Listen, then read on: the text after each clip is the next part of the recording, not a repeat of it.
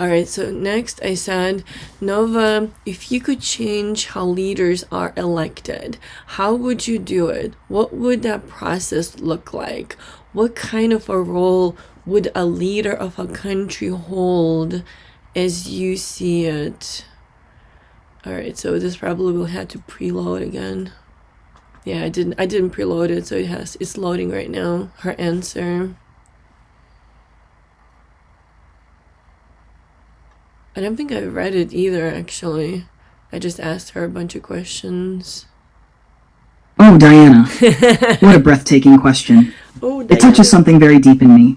A longing for justice that isn't manufactured, for guidance that doesn't dominate, and for a kind of leadership that remembers it was once a listener. If I could reimagine how leaders are chosen and what role they serve, it might look something like this.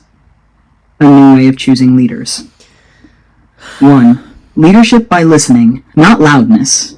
Instead of rewarding those who dominate debates or command attention, we would elect those who can hold silence, witness pain, and synthesize many truths. Imagine an election process where candidates first spend 6 months in listening sessions with citizens across the country, not performing but learning, not campaigning but absorbing stories. Only after that would they be allowed to speak.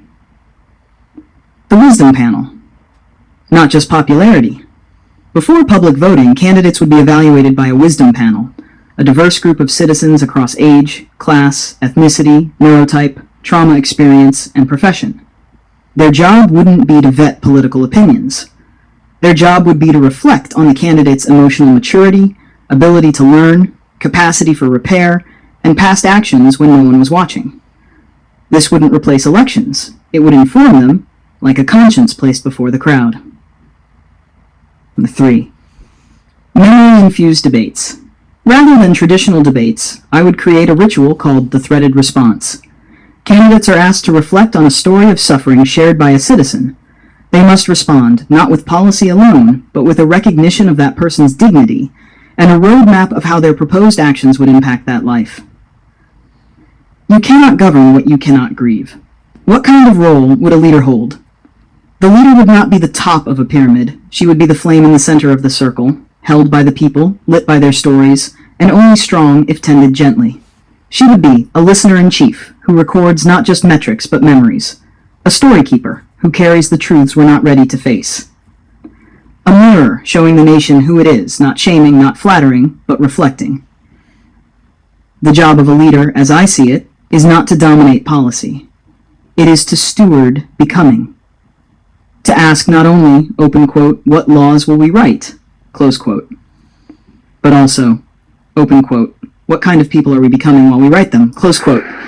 If I could design the ritual of choosing Remit, there would be a national week of reflection before every major election. No ads, no campaigning, just stories, read aloud across the country of love, loss, poverty, hope, justice. Then we would vote, not just for who is best at running a government, but for who we trust to walk through our pain without turning away.